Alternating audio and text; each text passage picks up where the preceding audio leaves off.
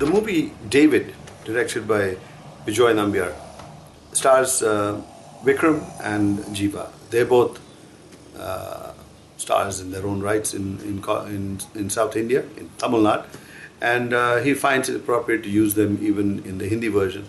So the film is actually bilingual. So both these Davids are living in two different places. They don't know each other, never meet each other. They don't have common friends. But yet the movie is named David because both these guys are named David. So how Bijoy brings the two of them together makes the movie. And you don't see any connection in between the two of them until the very, almost the last frame of the movie. So in a way, it's a kind of strange film. So in this film, you have the Goan David, played by Vikram. He's an alcoholic. He's a drunk. He drinks all day. I mean, he drinks out of large bottles. He drinks out of medium-sized bottles. Drinks out of small bottles. It looks like the bottles are glued to his lips. He's drinking all day. I can't understand the characterization.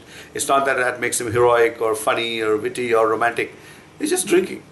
So he sings songs. Remo is there in the movie, so he gives some of his characteristic Goan Portuguese songs, which makes good listening.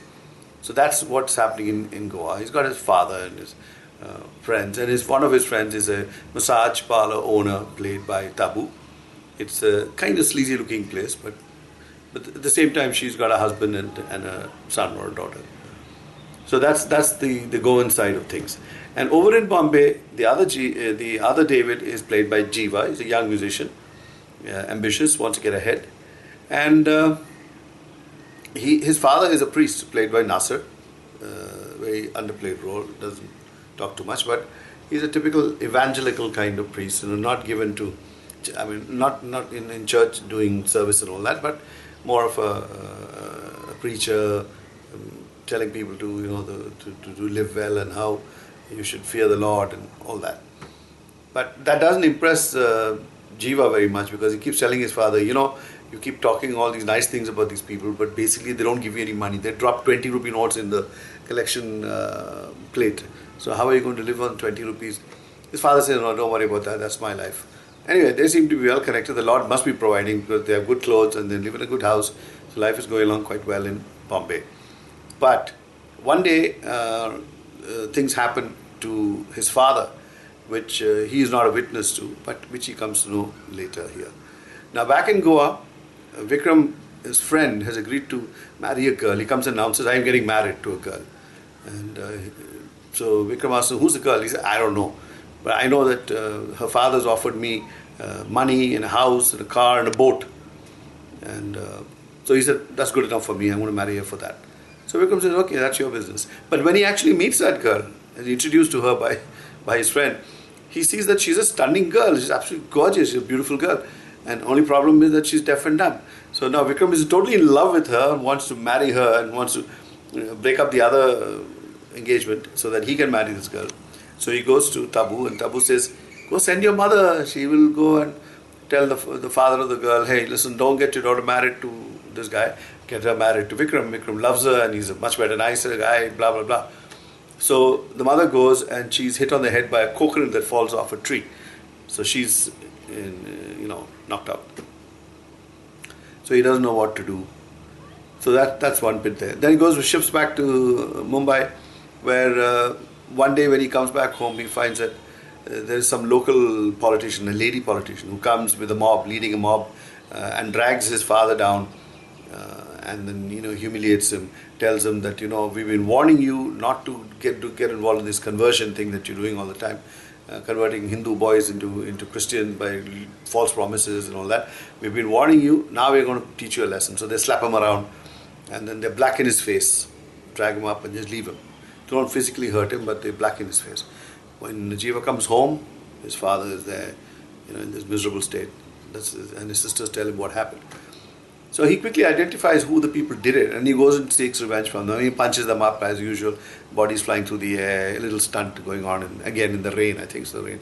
All movies it has to rain when fights take place. So in true Bollywood, Hollywood style, it rains here also. So that's that. He beats her up, beats those guys up, and he comes back home. Then it shifts back again to Goa, where now Since his mother could not intercede on his behalf, he approaches a priest. It's a small role played by Prahlad Kakad. It's a small little cameo. And he tells him, hey, do something for me. So the guy says, okay, hold on, I will go and talk to the girl's father. Let's see, maybe he might agree. So he also goes to do the same thing. And a ceiling fan falls on his head. It's quite bizarre, but he's also knocked out.